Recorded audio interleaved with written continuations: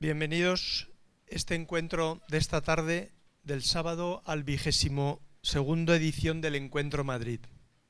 Bajo el lema de este encaje profundo de lo temporal en lo eterno, queremos abordar, a través de los distintos encuentros y exposiciones, en qué medida la relación con lo eterno permite abrazar los distintos aspectos de la realidad que tenemos delante. Y en particular, esta tarde vamos a hablar de economía. Vamos a hablar de teoría económica, de historia de España y también de los problemas económicos de todos los días. Y para ello, antes de empezar, quería agradecer a la Compañía de las Obras, a la CDO, el hacer posible este gesto. Quería presentaros aquí a mi izquierda a Carlos Ruiz, director del Instituto de Estudios Económicos, vinculado a la CEOE, que de hecho es algo que ha surgido de la sociedad civil. Y todavía un poco más allá, a Lucas Binatea, graduado en Economía y Finanzas, y directamente quería pasarle la palabra a Lucas, que va a empezar la primera parte de este acto. Muy buenas tardes a todos. Hoy tenemos la oportunidad de construir un puente entre dos mundos que a priori parecen separados y lejanos. Uno late en las aulas y en los claustros del siglo XVI, con tinta y pergamino, hábito y candil. El otro se despliega en nuestra vida cotidiana, hecha de inflación, de innovación tecnológica, envejecimiento democrático y mercados cada vez más globales e imprevisibles. Sin embargo, en medio de ambos mundos permanece una pregunta que no caduca: ¿cómo construir una economía que tenga al ser humano como centro? Este puente lo tendieron los maestros de la Escuela de Salamanca, un grupo de pensadores, teólogos, que mucho antes de que existieran los bancos centrales, los informes de trabajo, los informes del FMI, se atrevieron a preguntarse por la justicia en el comercio, el valor del trabajo, la dignidad del salario, la función social de la propiedad y la responsabilidad moral de aquellos que participan en el orden económico. Francisco de Vitoria, Domingo de Soto, Martín de Azpilicueta, Tomás de Mercado, Juan de Mariana, entre otros, eran teólogos, juristas y filósofos. Pero podemos decir también, sin miedo a equivocarnos, que fueron los padres de la teoría económica. Vieron nacer el comercio transatlántico, la primera globalización, la primera inflación global por la llegada masiva de oro, las tensiones del poder político y la libertad individual, la expansión de los mercados. No basta con decir que reflexionaron sobre todo aquello, más bien lo hicieron con una audacia intelectual tal que todavía hoy provoca un saludable vértigo. Frente a la tentación del reduccionismo económico, ellos afirman algo radical y luminoso: la economía es una acción humana, y el ser humano no es solo productor ni consumidor, es una persona con dignidad, libertad y destino. Por eso, su pensamiento arranca mucho antes de hablar de precios o salarios. Arranca con preguntas más hondas. ¿Qué es el hombre? ¿Qué es la justicia? ¿Qué es el bien común? ¿Qué significa vivir en sociedad? No buscaban fórmulas mágicas ni modelos matemáticos perfectos. Buscaban verdad, libertad ordenada al bien y relaciones económicas que reflejasen la grandeza del ser humano. Si hoy nos preocupa el salario digno, la desigualdad, la dependencia del Estado, la libertad económica, la responsabilidad empresarial, la inmigración o la formación de los jóvenes, caminamos sobre las huellas que ellos dejaron. Más aún, en un tiempo en que la economía se discute muchas veces como si fuésemos piezas dentro de un mecanismo abstracto, la Escuela de Salamanca nos recuerda algo esencial: una sociedad no prospera sin personas capaces de trabajar con sentido, de emprender con responsabilidad, de ahorrar con visión, de compartir con justicia y de gobernarse con virtud. No todo se arregla con regulación, ni todo se corrige en los mercados, ni todo se sostiene con subsidios. La prosperidad, decían, brota donde hay libertad, acompañada de conciencia moral, instituciones sanas y comunidades vivas. Desde la familia hasta la empresa, desde el Estado hasta la esfera civil, nadie queda exento de la tarea de construir una sociedad justa. Hoy venimos a dialogar precisamente sobre eso, sobre la relación entre el trabajo y la dignidad humana, sobre el papel de la empresa en formar y acompañar a las personas, sobre cuánto y cómo debe intervenir el Estado para proteger sin anular, sobre innovación, sobre inversión productiva, la cultura del esfuerzo, la justicia entre generaciones, sobre el desafío de sostener una sociedad donde los jóvenes puedan construir futuro y los mayores puedan transmitir legado. 5 siglos han pasado, aunque las preguntas siguen vivas y quizá se han vuelto más urgentes. Que esta tarde no sea un ejercicio de nostalgia erudita, sino una invitación humilde y valiente a pensar mejor, a escuchar mejor, a buscar juntos caminos para que nuestro país sea un lugar donde el trabajo sea digno, la empresa creativa y la familia fecunda, el Estado justo y la persona el verdadero centro de la vida económica. Es necesario rescatar este pensamiento, primero como españoles, ¿no? Verdaderamente ha sido el grupo de pensadores más lúcido que ha dado este país, sin ninguna duda. Y como en ello hablaban estos maestros, con firmeza, con esperanza y la convicción de que la justicia no es un sueño de ingenuos, sino una tarea que comienza hoy, aquí, en nuestra mirada y en nuestras decisiones. Y con este espíritu damos paso a la conversación. Con la primera pregunta, Carlos, ¿cómo podemos reconciliar la eficiencia económica con la dignidad del trabajo del ser humano?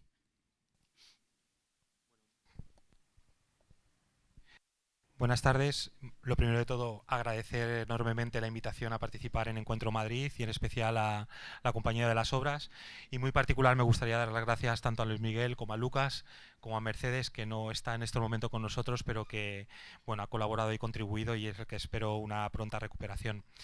Lo segundo que quería comentaros es que vengo como economista y a título particular y que, de esta exposición seguramente hay muy pocas cosas que a lo mejor quizás se pueda comentar a título de la institución a la que pertenezco y a la que trabajo, que es el Instituto de Estudios Económicos. Me gusta que entremos de lleno en algo tan profundo como cómo podemos reconciliar eficiencia económica y dignidad del trabajo humano, porque si hablamos de reconciliar es porque en algún momento hemos entendido que ambas estaban unidas y en un momento determinado pues han podido desunirse. Y por otra parte, creemos también que es posible que en otro momento puedan volverse a unir, ¿no? Y eficiencia económica y dignidad dignidad del trabajo humano puede interpretarse como una pregunta algo más profunda, esta reconciliación de ambos términos, que yo lo llevaría al ámbito de una pregunta que los economistas o que nos plantean en muchas ocasiones a los economistas es ¿hay alguna relación entre la ética y la economía? ¿Son dos mundos aparte? Uno por un lado va lo económico y por otro lado va la ética. Y yo creo que esta pregunta que habéis planteado es muy oportuna en ese sentido, ¿no? Eficiencia económica y dignidad del trabajo humano son dos cuestiones, dos actividades económicas que están plenamente integradas. Y están plenamente integradas en cuanto se ordenan a un fin superior. Tanto la eficiencia económica como el trabajo humano, como la dignidad del trabajo humano, en cuanto a que son medios para la consecución de un fin superior y no tanto fines en sí mismos, pueden tener un punto de conexión. Me explico sobre esta cuestión. Las actividades económicas son un caso particular de una actividad algo más general, que es la actividad de la acción humana. Y para comprender bien lo que es la economía o para comprender bien los fenómenos que se producen en lo económico, hay que partir de lo que es el ser humano y lo que es su visión, lo que es su verdad, lo que es su naturaleza, lo que es el bien para él, respondiendo a 3 preguntas que quizás tengan algo que ver más con la cosmología o con la antropología que con la propia economía, ¿no?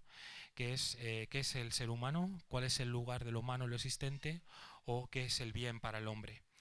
Y estas cuestiones de las que se parte y las que se pueden ir extrayendo respuestas muy acertadas acerca de lo que es lo económico fue los principios y los planteamientos de los que partieron nuestros pensadores escolásticos, y a las conclusiones que llegaron fueron tan audaces y tan exactas que se adelantaron 3 siglos a lo que la ciencia económica proveyó como respuestas de lo que actualmente es el sustento de nuestra teoría económica moderna, ¿no?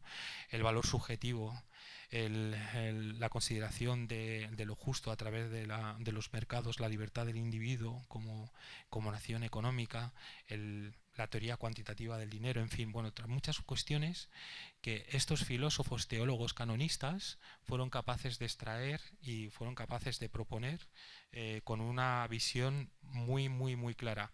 ¿Por qué? Pues porque tenían una visión, una cosmología, una antropología adecuada para poder afrontar estas cuestiones. En términos economicistas, si podríamos reducir eficiencia económica a un tema de obtención de una rentabilidad o de un beneficio, y dignidad de trabajo humano como la obtención de un salario, podemos considerar que ambos pueden tener una plena integración, una reconciliación, una aportación de valor superior a la sociedad si están ordenados a ese fin superior que hemos comentado, ¿no? Y ese fin superior está en nuestra doctrina social de la Iglesia bien definido. Es lo que denominamos el bien común. ¿Qué es el bien común? Pues es todo el conjunto de condiciones de la vida social que permiten a las asociaciones y a los individuos que forman parte de ellas lograr de forma más fácil y plena el bien de la propia perfección, ¿no? Y esto es muy importante. ¿Por qué? Porque en muchos casos tenemos la noción de que la consecución de un beneficio por parte de una función empresarial es un ámbito que no tiene nada que ver con lo moral o con lo ético, o la obtención de un salario exactamente igual. Mira, la actividad de la función empresarial, entendida en su amplio espectro, podría considerarse como aquella función que a través de unos medios es capaz de proveer una serie de producción de unos bienes y servicios para la satisfacción de unas necesidades en competencia con los demás empresarios. A través de esa función principal, los empresarios realizan una producción que nosotros disfrutamos, y donde realmente lo que es esencial no es la cantidad de lo que realizan, sino cómo lo realizan y para qué lo realizan. Ahí está la clave de ordenación de ese fin de la función empresarial hacia un orden, ¿de acuerdo? Hacia un fin que podemos considerar como el bien común. Es cierto que esta función empresarial, definida de esta forma, tiene que realizarse, debe ser realizable. Y esa realizabilidad implica la obtención de un beneficio. Y el beneficio no es algo negativo. El beneficio es la garantía de que esa actividad empresarial pueda sustentarse a lo largo del tiempo. Pero el objeto fundamental de la actividad empresarial no es la consecución de ese beneficio, ese es un medio. La función principal es plusgenerar bien para la sociedad, en cuestión de ofrecer bienes y servicios y ofrecerlos de una forma determinada y para la satisfacción de unas necesidades que están establecidas. Y con el trabajo podemos considerarlo exactamente lo mismo, porque en su doble perspectiva del trabajo, en su perspectiva objetiva y subjetiva, podemos también ordenar que ese trabajo, con la retribución salarial correspondiente, puede ordenarse a un fin que vaya más allá de la consecución de obtener el mayor salario, ¿no? Y es un fin donde la dignidad humana, el desarrollo personal, se va perfeccionando con nuestro esfuerzo, con nuestra creatividad, con nuestra aportación de mayor valor a lo que es la consecución de la producción de esos bienes y servicios y nuestra aportación a ese sistema de producción. Ambos son compatibles y ambos son necesarios. Yo creo que esto no es una entelequia ni nada que sea de un gueto o que una actividad económica extraña. No, esto es una cuestión que se produce día a día. Es una cuestión de actividades económicas que están en nuestra sociedad, actividades económicas que generan beneficio para la sociedad y que van más allá de la obtención de una serie de resultados en términos de beneficio o por los trabajadores en términos de salario. No sé, por ejemplo, y aquí tenemos algún caso, ¿cuántos colegios concertados tendrían su actividad si solamente miraran el beneficio del colegio? El beneficio me estoy refiriendo a euros, a libras, a dólares, es decir, beneficio monetario. Su función es superior. Cuando la función empresarial de un colegio concertado es obtener o proveer una educación de calidad orientada pues, a la consecución de una serie de impartición de valores, de conocimientos, etcétera, etcétera. Y el empresario arriesga su capital para poder proveer de ese tipo de bienes y servicios a la sociedad. Y va más allá de lo que es el ámbito objetivo del beneficio. Y en cuanto a los trabajadores, exactamente igual. Podemos pensar en esos trabajadores que forman parte de esa comunidad educativa, de ese tipo de colegios, donde el salario obviamente es una percepción por el trabajo que realizan, pero su contribución como trabajadores va a más, ¿no? Va al cumplir los fines para que esa institución educativa está establecido, por ejemplo, en esa sociedad. Y como el ejemplo de, por ejemplo, los colegios concertados, podemos poner muchísimos más ejemplos de actividades económicas que van destinadas, sobre todo, al cumplir una función de provisión, de satisfacción de necesidades a través de bienes y servicios a la sociedad que generan un mayor valor o un mayor bien común. Interesante. Ahora, bajándolo al terreno laboral, ¿qué significa hoy hablar de un salario justo? ¿Depende solo del mercado o también hay una visión ética del trabajo? ¿Se está convirtiendo España en un país de bajos salarios? Bueno, vamos a hablar de salario justo y sus determinantes en cuanto al salario que percibes por la prestación de unos servicios laborales, por tu trabajo, y ese salario en su determinación debería ser un salario justo. Aquí los escolásticos nos anunciaron y nos proyectaron qué era un precio justo o qué era un salario justo, y ese salario precio justo venía de una común estimación, es decir, de aquellos trabajadores y empresarios que acudían al mercado a intercambiar trabajo por un salario y lo hacían de forma voluntaria y libre. Se establecía por las condiciones del mercado y por el número de trabajadores y de empresarios que asistían, pues un rango salarial que consideraban estos autores escolásticos que sería un salario justo, ¿no? Porque era de la común estimación de todo el conjunto de individuos que formaban parte de ese mercado. Bien, justo en este caso lo podemos definir como dar a cada uno lo que le corresponde según su dignidad o según el papel que tenga asignado en la propia comunidad. Y la determinación salarial, tal y como se indica y tal y como se establece en estos momentos y tal y como nos favorece o como nos indica la doctrina social de la Iglesia, tiene que tener en relación no solamente a la satisfacción de las necesidades básicas del individuo y de la familia en cuanto a materiales, culturales, espirituales o sociales, sino también tiene que tener en cuenta pues, el puesto de trabajo que desempeñas, la situación de la empresa, la productividad o el bien común, ¿no? Esta es una de las cuestiones en donde pues se considera la doctrina social de la Iglesia que deben establecerse los salarios justos.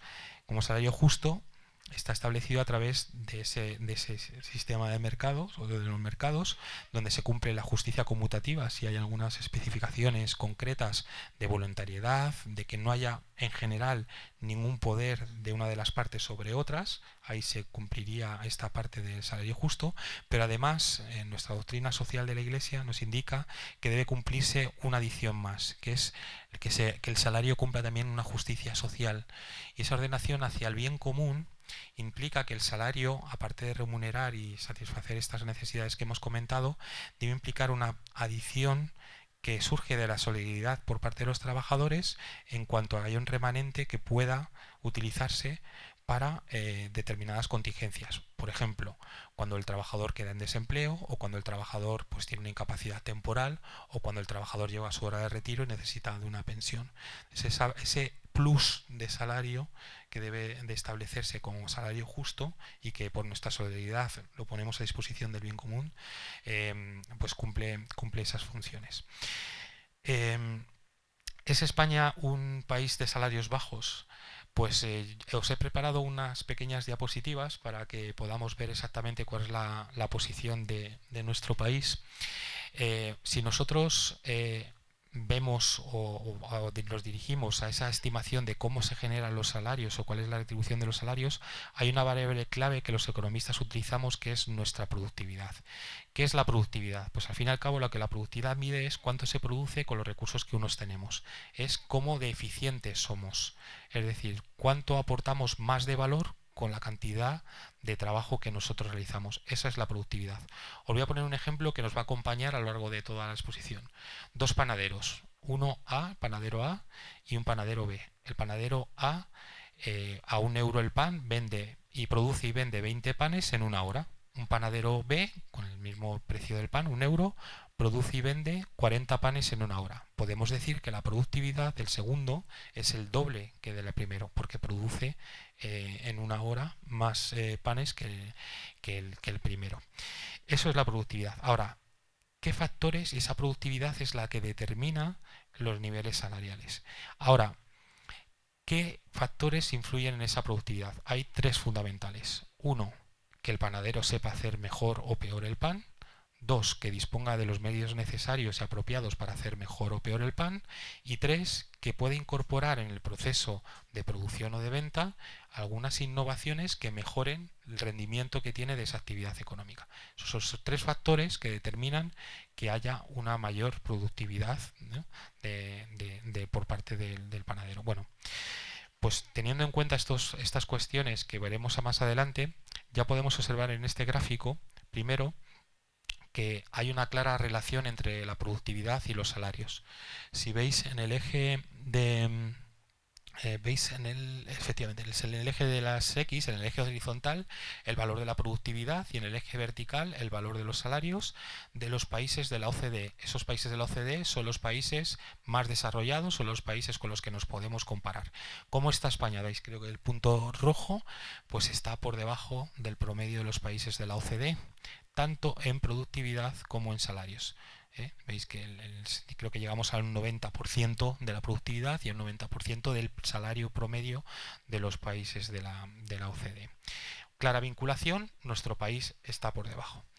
Ahora, si puede pasar a la siguiente diapositiva, vemos que hay una clara relación entre la evolución de la productividad y la evolución de los salarios reales, tanto en España como en el conjunto de los países de la OCDE.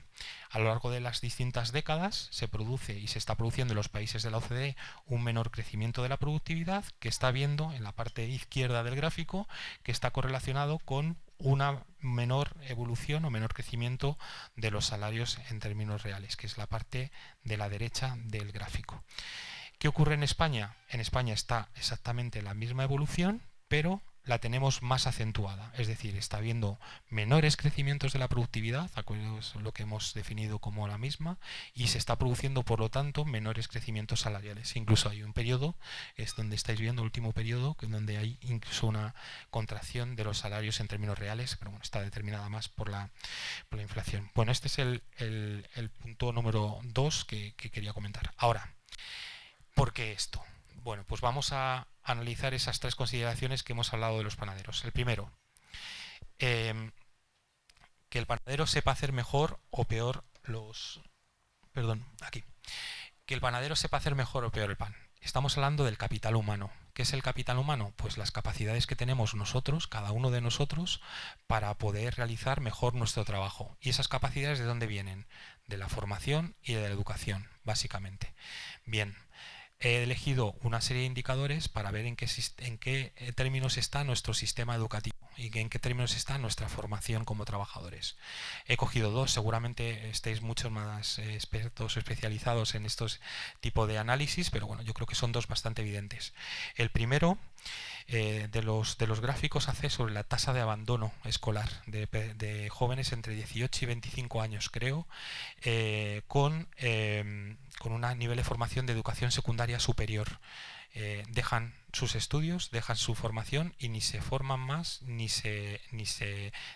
reciben una educación superior. Bueno, pues veis que España está entre los países donde la tasa de abandono escolar es mayor. Ese por una parte. Tenemos también los resultados de los informes PISA, que seguramente habréis escuchado, de los países de la OCDE, aproximadamente los 38 países considerados. Tenemos la posición 23 en matemáticas, la posición 24 en lectura o la posición 24 en competencias científicas. Es decir, nuestro nivel educativo es bastante inferior al de los países con los cuales pues, podríamos compararnos.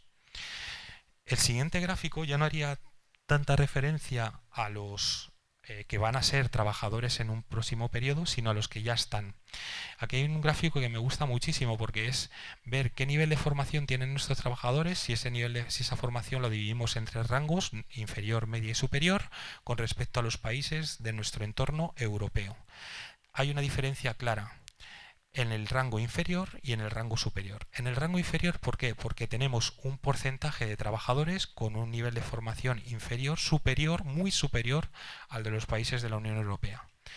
En nuestro caso es un 31,9% y en el caso de la Unión Europea desde un 19,9%. Entendemos que si nuestra formación de los trabajadores es inferior, nuestros niveles de productividad es inferior y nuestra retribución salarial es inferior.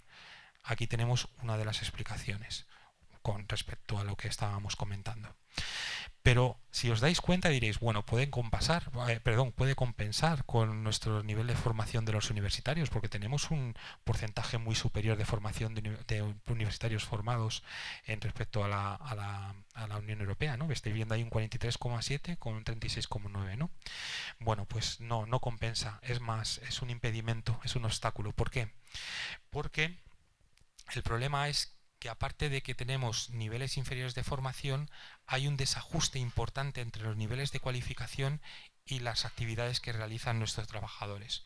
Y tenemos muchos trabajadores que están sobrecualificados para la realización de su trabajo y tenemos también muchos trabajadores que están infracualificados para la realización del trabajo que llevan a cabo. Lo vemos en este gráfico, donde la economía española tenía aproximadamente un 40% de trabajadores que están o infracualificados o sobrecualificados. Es decir, imaginaros que el panadero le ponen a hacer reactores nucleares, pues obviamente su nivel de productividad sería muy reducido, ¿no? O a mí me ponen a hacer panes, pues os puedo asegurar que mi productividad haciendo panes vamos a ser bastante ínfima, ¿no? Esto es muy importante, hay un desajuste brutal de las cualificaciones de los trabajadores con respecto al puesto o el desarrollo de su trabajo. Y esto incide en que nuestra productividad también sea menor y por lo tanto nuestras retribuciones salariales sean inferior. Pasamos al ámbito del capital físico. ¿Os acordáis? El primero, si el panadero sabe hacer mejor o peor el pan. El segundo, si dispone de los medios necesarios para hacer el pan de mejor o peor forma. Bueno, pues esto es lo que llamamos el capital físico. ¿Qué es el capital físico? Pues en el caso del panadero, por ejemplo, sería la instalación, el horno, las batidoras, las amasadoras, etcétera, ¿no? Bueno, pues estos son lo que denominamos bienes de capital. Es un término económico que utilizamos los economistas para diferenciarnos de lo que son los bienes de consumo. Que los bienes de consumo son los que satisfacen directamente nuestras necesidades. Y los bienes de capital no satisfacen directamente nuestras necesidades, sino que sirven para producir otros bienes que pueden ser o bienes de consumo o bienes también de capital. Estos bienes de capital son esenciales en la economía y tienen unas características muy específicas que ayudan a que todos podamos progresar mejor. La generación de bienes de capital son esencial para la productividad de la economía y también, como hemos visto, para las retribuciones salariales que se derivan de esa productividad. Bien, pues en España, ¿qué ocurre? Pues tenemos un stock de capital físico, unos bienes de capital físico que en términos absolutos no están muy diferenciados de lo que tienen otros países desarrollados. El stock de capital por ocupado tiene más o menos unas tasas muy parecidas o similares a otros países. Ahora bien, la composición de ese capital físico sí que dista bastante. ¿En qué sentido? Pues que ese capital físico podemos dividirlo, por ejemplo, en activos inmobiliarios o en maquinaria o equipos de transporte o en capital tecnológico. Estos tres tipos, esta distinción que se puede realizar, aportan unos niveles de productividad distintos. Por ejemplo, el capital tecnológico genera unos niveles de productividad superior a los que puedan producir los materiales de transporte, los bienes de equipo, y a los que puedan producir las instalaciones físicas, como pueden ser inmuebles o otros tipos de activos inmobiliarios. Pues ¿qué pasa?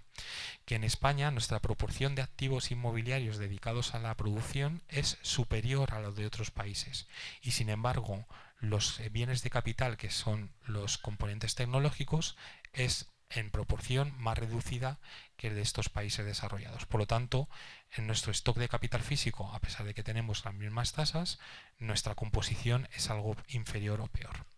Y por último, iríamos a lo de esas innovaciones que se incorporan y que tienen que ver con cómo mejor podemos hacer las cosas cuando aplicamos una mejor tecnología o un mejor proceso de organización. Los bienes de capital se producen o se acumulan a través de la inversión, y lo hacen las empresas generalmente. Esta inversión es muy importante para acumular bienes de capital. Bien, pues los bienes de capital tecnológicos se realizan a través de la inversión que los economistas llamamos inversión en I+D o innovación, inversión en investigación y desarrollo.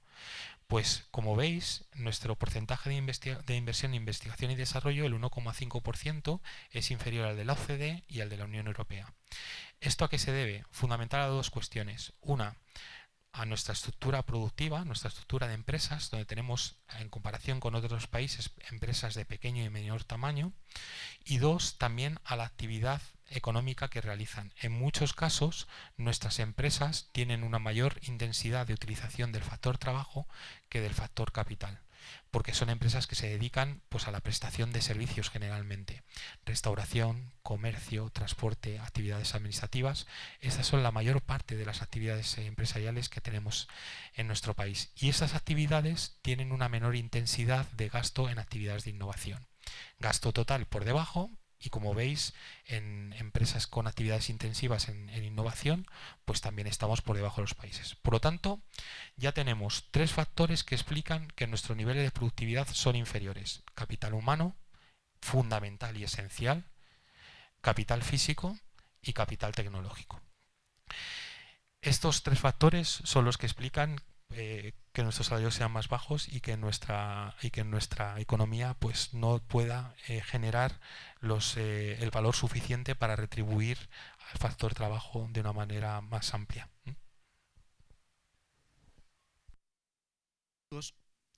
Nos indicaban claramente la labor esencial que tiene la educación en el crecimiento económico y por tanto en los salarios. ¿Hasta qué punto, y a riesgo de ser repetitivos, hasta qué punto la formación y la educación son claves para que el trabajo recupere su valor social y personal? Bueno, creo que esta es quizás de los aspectos más importantes. Nuestra formación y educación es esencial para que podamos todos como sociedad mejorar nuestros resultados económicos. Y esto es no solamente por una cuestión objetiva que implica el trabajo humano, es decir, que tengamos mejores conocimientos o tengamos mejor experiencia o mejor habilidad para poder realizar una función como trabajadores, sino también es muy importante la función subjetiva en cuanto al desarrollo de la dignidad del trabajador, en cuanto a que el trabajador adquiera unas competencias de esfuerzo, de creatividad, de cooperación, que son también muy importantes y que deben partir también de esa parte de formación y educación. Formación y educación que empieza en las familias en el momento en que el niño llega en el regazo de sus madres. Esto lo tenemos que tener muy claro, porque hay muchas de esas competencias, de esa ordenación de nuestro trabajo a un fin superior, que se producen en primera línea y en primera formación en el ámbito de la familia.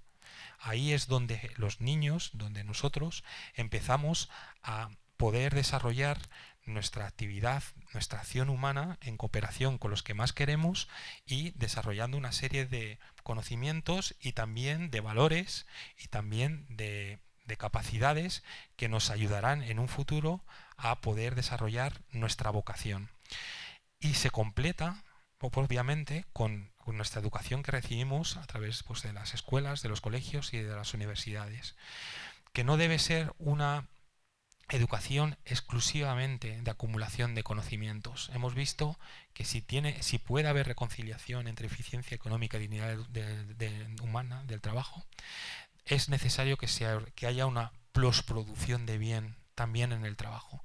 Y esto implica, por supuesto, que la formación, tanto en el ámbito familiar como en la escuela, sea integral de la persona. Y no solamente en esa recopilación de conocimientos o de superación de pruebas, sino también en el descubrimiento de cuál es mi puesto, cuál va a ser mi posición dentro de la sociedad y cómo mejor realizarla. Esa es parte también del objetivo de la educación que debe transmitirse en las familias, por supuesto, y también en las escuelas. Y esto incluye una formación extensa en el ámbito de las humanidades, sin duda. Desde el inicio, desde la educación primaria hasta la educación universitaria, no hay posibilidad de distinguir una formación técnica o científica sin que venga respaldada por una formación en humanidades. Y hoy en día las empresas, en muchas ocasiones, más allá del aspecto técnico, lo que se valora fundamentalmente por la voracidad de nuestros cambios que se están produciendo en nuestras compañías, por la introducción de nuevas innovaciones tecnológicas, etcétera, es soft skills, o sea, las habilidades soft, ¿no? Es que seamos capaces de cooperar, que seamos capaces de innovar, de crear. Y estas cuestiones se van también formando en el sistema educativo, en nuestras escuelas, y deben aparecer ahí. Ese es el papel que las familias y que nuestro sistema educativo tiene en la clave, ¿no?, para el desarrollo personal. Cambiando ahora un poco el tercio, sobre todo en Europa podemos ver que muchas veces la intervención del Estado, la regulación excesiva, yo particularmente trabajo en un sector bastante innovador financieramente, y vemos cómo muchas veces la regulación excesiva, la regulación siendo necesaria, una regulación excesiva nos puede llevar a problemas. En este caso, ¿dónde debería situarse el equilibrio entre la intervención del Estado y la libertad del individuo? Bueno, esta es una pregunta bastante o muy compleja, pero intentaré resumirla de la forma más sencilla posible. Hemos visto, y decían los escolásticos, que la formación de los precios o de los salarios justos depende fundamentalmente de la común estimación, ¿no? Esa común estimación de la concurrencia libre de los individuos que intercambian en los mercados, ¿no? Y de ahí parte, en muchos casos, que los planes y la coordinación de los agentes, de las familias y de los consumidores y de las empresas puedan desarrollarse y puedan realizarse efectivamente. Parten de la libertad individual y parten de la coordinación a través de instituciones que tienen un determinado orden de extensión. Es decir, nuestra acción humana es individual, nosotros planteamos una serie de objetivos y a través de unos medios y de acciones vamos consiguiendo esos objetivos que, bueno, pues satisfacen nuestras necesidades, pero nos vamos agrupando, ¿de acuerdo? En primer núcleo fundamental, la familia, pero luego está la familia más extensa, luego están las comunidades, luego están los pueblos, luego están las instituciones, las asociaciones, todos en un ámbito de orden superior.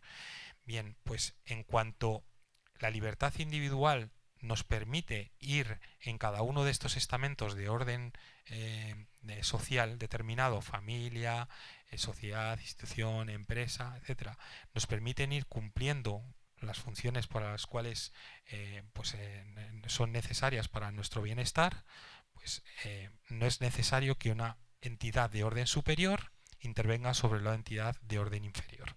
Es decir, si nuestras necesidades se ven cubiertas por nuestra familia, no tendría por qué necesidad de una asociación cubrir esas necesidades en nuestra familia. O si los mercados o a través de nuestra interacción con las empresas se van cubriendo esas necesidades y se van cumpliendo los objetivos de ordenación que hemos comentado de bien común, no tendría por qué haber una institución de orden superior que introdujera o activara su ayuda para poder resolver estas cuestiones. ¿Qué ocurre con el Estado? Pues que hay determinadas necesidades y hay determinados carentes que no son cubiertos por estos órdenes inferiores, ni por las familias, ni por las órdenes más extensos, instituciones, asociaciones, ni por las empresas, ni por los mercados. Entonces, el Estado tiene el deber y puede intervenir en esos casos concretos en modo de ayuda, de subsidio, ¿de acuerdo? Para, bueno, pues proveer las necesidades o poder acometer las necesidades que estos carentes puedan tener. Siempre de una manera ordenada y siempre sin suplir lo que pueda proveerse por parte de la iniciativa pues, comunitaria o social o individual. Porque en el caso de que lo haga, puede interrumpir dinámicas que son bastante complejas y sobre todo puede interrumpir sobre la libertad individual. Libertad entendida siempre en un amplio espectro en cuanto pues que esté ordenada, orientada hacia el bien, ¿no? Y hacia la responsabilidad de cada uno. Esto es el equilibrio que debe producirse entre la acción del Estado y la acción de, bueno, pues de todos los individuos coordinados en los distintos estamentos que consideremos. Quedándonos de nuevo en estos primeros estamentos de la sociedad, la familia y las comunidades locales, dada la probable ahora mismo un nivel de representatividad mucho menor que lo que pudo haber tenido antes, ¿de qué manera pueden estas familias y las comunidades locales colaborar con el Estado para la construcción de una sociedad más justa? Bueno, yo casi le daría la vuelta, ¿no? Es como el Estado puede apoyar a la labor que hacen las familias sin suplementarlas o sin eliminarlas, ¿no? Porque yo creo que es lo que podemos estar viviendo en muchos casos, de alguna de sus funciones esenciales que corresponden a las familias. Algunas ya las he anunciado, ¿no? Las he enunciado cuando hablábamos de la formación. La familia es el núcleo fundamental de todas las sociedades y yo creo que hay pocas sociedades donde cuando no existe un núcleo familiar sólido puedan coordinarse de una mejor forma posible. ¿Por qué? Porque es la comunidad natural donde, entre otros, se experimenta y se aprende lo que es la sociabilidad humana y se viven principios que son fundamentales para que estas sociedades funcionen mejor. Por ejemplo, el principio de solidaridad, lo que es el don, lo que es la gratuidad, lo que es la libertad, lo que es la responsabilidad. Aquí es donde los individuos dejan de ser sí mismos y ven por el otro. Es el primer estadio donde se hace, el primer estadio donde se aprende, ¿no? Donde la persona se abre de su individualidad hacia el otro, con un don y con una gratuidad y donde la justicia se supera, ¿no? Y se establece la norma de la caridad. Y esto es esencial cuando queremos ampliar esta conducta que es eficiente desde el punto de vista económico a otros órdenes superiores. Además, es preciso que ese núcleo, esa familia, adquiera y se respete y adquiera una dimensión porque hay muchos órdenes del ámbito económico que son necesarios a través de las familias. Por ejemplo, el derecho a la propiedad. En las familias se va acumulando a través de las rentas que van obteniendo cada uno de sus miembros un determinado ahorro que se materializa en un determinado patrimonio. Pues bien, el uso correcto y adecuado de ese patrimonio en disposición hacia los demás se da en las familias en primer lugar y ese derecho de propiedad se respeta en las familias, ¿no? Obviamente ese derecho de propiedad está acotado, como sabéis, por el uso universal de los bienes, el destino universal de los bienes y el bien común, ¿no? Pero está estrechamente ligado a la familia. Se protege con el ahorro que se genera en las familias, se ha generado con el patrimonio de las familias y eso genera lo necesario para que la sociedad haya los rudimentos o los mimbres para que se puedan acumular esos bienes tan importantes que hemos comentado anteriormente. Pasando ahora a la relación entre empresa y Estado, ¿qué tipo de diálogo entre la empresa y el Estado podría generar un entorno justo y estable para los trabajadores y los emprendedores? Pues el diálogo que favorezca la generación de un entorno donde la empresa puede realizar mejor su función. Ese yo creo que es la principal cuestión, ¿no? Donde pueda desarrollar su actividad fundamental. Donde, por ejemplo, se asegure que haya mercados cada vez donde exista más competencia, donde se respeten los contratos, donde se produzca una mayor libertad empresarial, etcétera, donde si en algún caso se producen conductas que son en contra del interés general o del bien común, pues puedan penalizarse o sean punitivas para las propias empresas, porque eso también mejorará lo que es el propio desarrollo de la sociedad. Ese es el diálogo que se debe establecer con el Estado y con la función empresarial, ¿no? Cada uno en su sitio, ¿no? Y donde las empresas no llegan para determinados carentes, el Estado tiene la obligación de intervenir si no hay otros órdenes inferiores, asociaciones, instituciones, sociedad civil, que puedan cubrir esa necesidad. Hay un papel especial que se marca entre el diálogo del Estado y entre el diálogo entre Estado y empresa, que es en cuanto a las relaciones laborales. Por la propia dignidad que tiene el trabajo humano, este es un aspecto muy importante y donde el Estado debe velar. ¿Pero debe velar el qué? Que haya un respeto ante el acuerdo, ante la concertación, ante los compromisos que se puedan establecer entre los representantes de los propios trabajadores y entre los representantes de los propios empresarios, para que de las conclusiones o de los acuerdos que se lleguen, el Estado pueda dar como marchamo o dar como un sello a que estos respetan o están orientados hacia el bien común. Ahí es muy importante tanto la representación de las empresas y de su función en la sociedad, como el de la representación de los sindicatos.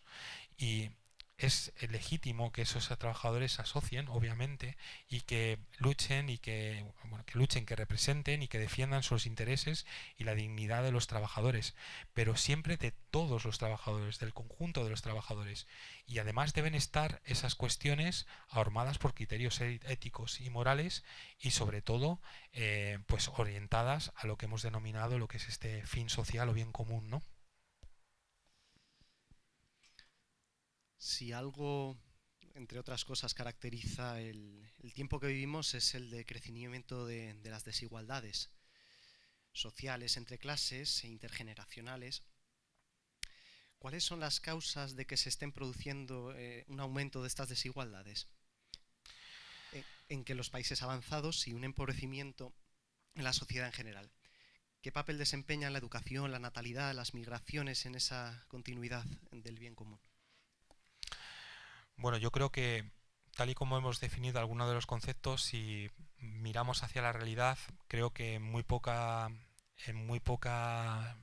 perspectiva podríamos ver que estas condiciones se están cumpliendo, ¿no?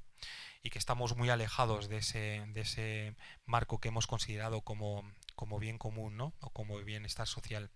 Es más, nos encontramos cada vez más con situaciones de fragmentación social, con desigualdades intergeneracionales, interfuncionales, interterritoriales, que marcan en el que algo no lo estamos haciendo bien, pero no estamos haciendo bien desde la responsabilidad de cada uno y desde nuestra responsabilidad social. Hay multitud de factores, ¿no? Y podríamos enumerarlos de una perspectiva del valor de la vida, del valor de la persona, del valor de la familia, de ese respeto por el papel que juegan la sociedad civil, los organismos intermedios, etcétera. Podríamos ahí profundizar. Yo creo que es necesario destacar una cuestión, ¿no? que hemos anunciado, y es sobre todo el papel cada vez más relevante y más acaparador que está teniendo la intervención estatal en todos los órdenes sociales, económicos, culturales y morales. Tenemos un Estado que cada vez se está atribuyendo más competencias que no le corresponden y distorsiona cada vez más la eficiencia en los intercambios, la eficiencia económica, etcétera, y genera, a pesar de que su intención es justamente la contraria, genera este tipo de desigualdades. Por ejemplo, ¿qué vinculación tiene la actividad del Estado en cuanto a la generación de un mayor nivel de precios? Por ejemplo, tenemos un Estado que cada vez es más grande, cada vez necesita más recursos y cada vez se endeuda más. Y ese endeudamiento está financiado fundamentalmente por una mayor creación de dinero. Esa creación de dinero, al haber mayor oferta, genera que los precios cada vez sean mayores. Unos precios que repercuten en los salarios de cada uno de nosotros y nos hacen empobrecernos en términos relativos. Y además ese empobrecimiento no es igual en cada uno de los segmentos sociales. Afecta de manera distinta según nuestra renta y según pues nuestros patrones de consumo. No sé si creo que somos conscientes de que cada vez tenemos una alimentación más cara y de menor calidad, una sanidad más cara y de menor calidad, una educación más cara y de menor calidad y una vivienda más cara. Y esto es fruto de la inflación, sin duda alguna, y de pérdida de poder, de nuestro poder adquisitivo. En gran parte de esta cuestión está fundamentada en lo que os he comentado. Podría daros muchos datos, pero en tamaño del Estado, por ejemplo, pues ¿dónde está la actividad del Estado en cuanto a intervención en la sociedad? Por ejemplo, a través de la regulación. Tenemos cada vez mayor regulación. Es cómo el Estado interviene en nuestra esfera de lo social a través de las normas, ¿no? Pues tenemos aproximadamente como una norma cada 45 minutos, ¿no? Se ha multiplicado por 4 el volumen de normas en la última década. Y esto genera una complejidad absoluta, porque genera una complejidad y condiciona el desarrollo de la libertad de cada uno de nosotros para poder proveer lo que debemos proveer al ámbito de la sociedad, ¿no? Otro dato. Tenemos... Sí. Perfecto. Y no queríamos... Perfecto. No queríamos irnos con esta imagen negativa. Concluyo. Entonces, brevemente, si se puede, ¿qué podemos hacer ante esta situación? Esa es la clave de la cuestión. Mirar, yo creo que en nuestra parcela individual hay dos cuestiones. Primero, tomarnos en serio la vía cristiana de acción. Eso es fundamental. Lo segundo, tener en cuenta en nuestras familias y en nuestro entorno social que lo básico y lo fundamental es la educación y la formación de las personas, donde podemos transmitir mejor lo que hemos recibido. Eso es el primer inicio de un cambio, pero sobre todo condicionado por el primero, y es que tengamos en consideración y nos tomemos en serio en cada uno, en nuestra parcela particular, el tipo cristiano de acción. Ese tipo de cristiano de acción que está normado por la caridad y cuya responsabilidad es ser y dar al necesitado, al carente. Pero el carente no es una persona que está pidiendo en la esquina. El carente somos todos. Ver al prójimo como un carente y vaciarnos en nuestra acción para poder completar esa carencia, eso es el tipo cristiano, eso es lo propio de nosotros como cristianos. Y eso ahorma nuestra conducta en el trabajo, en nuestra familia, con nuestros amigos, en nuestras relaciones económicas. Ese es el principal cambio que nosotros tenemos que producir. Ese es el principal catalizador, creo. Pues muchísimas gracias. Muchísimas gracias a los dos. Voy a hacer una breve síntesis de todas las... Bueno, difícil porque se han dicho muchas cosas interesantes. Lo primero es, hemos empezado hablando de la Escuela de Salamanca, que estudió desde una antropología católica y muy adecuada, que pone al hombre y a la justicia en el centro de todo. Hoy nos sobra ideología y visión reducida del hombre, ¿no? Que a veces reduce al hombre a un consumidor pasivo y dócil, o una parte de una masa, ¿no? Y nos falta en estos tiempos visión del hombre con toda su grandeza y todo su deseo de desarrollo. Hemos visto que hay posibilidad de integrar aspectos contradictorios en la economía, ordenando todo a un bien común, a un bien superior. De modo que este bien común también tiene que ver mucho con la creación de bienes y servicios que responden a necesidades humanas. Hemos visto que los salarios tienen una relación muy grande con la productividad y que a su vez la productividad tiene mucha relación con una formación integral, que no solamente cubre los aspectos más del desarrollo del trabajo, aunque también, desde luego, pero de todo el ser humano. Hemos visto la importancia de valorar el esfuerzo y la creatividad también desde el ámbito de la familia.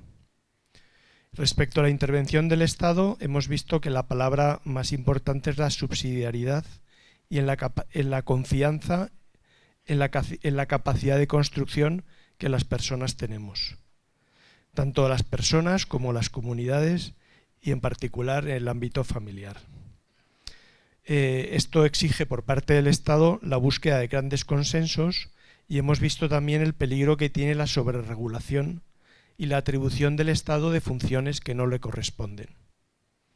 Y por último, la gran respuesta de Carlos, que es el espíritu que anima el Encuentro Madrid.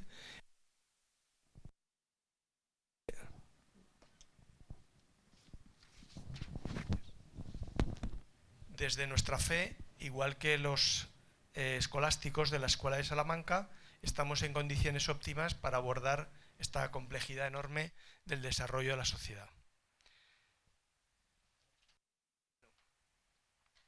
Para terminar, doy de nuevo las gracias a la Compañía de las Obras, que ha sido patrocinadora de este encuentro y su implicación. También dar las gracias a Mercedes Domínguez, que ha sufrido una neumonía muy grave y me ha obligado a sustituirla en los últimos momentos, y esperamos que se recupere pronto y de forma definitiva. Quería dar un par de avisos. A las 7:30 en la sala Newman, hacia allá, tendrá lugar la mesa redonda ¿Qué Europa se está construyendo?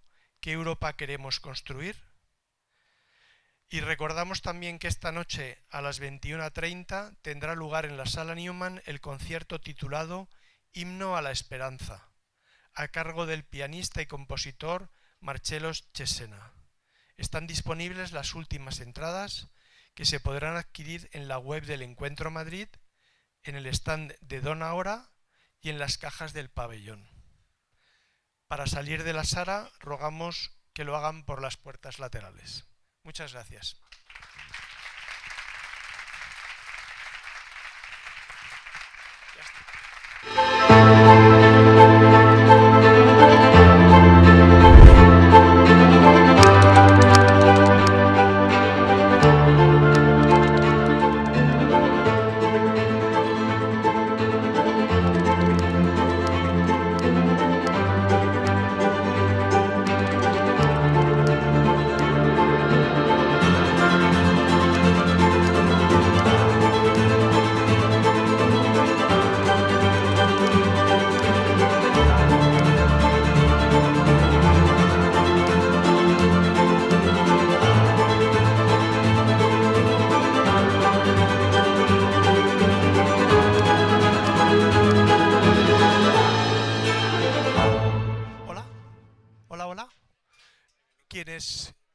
Tenemos la posibilidad de continuar el diálogo en esta misma sala.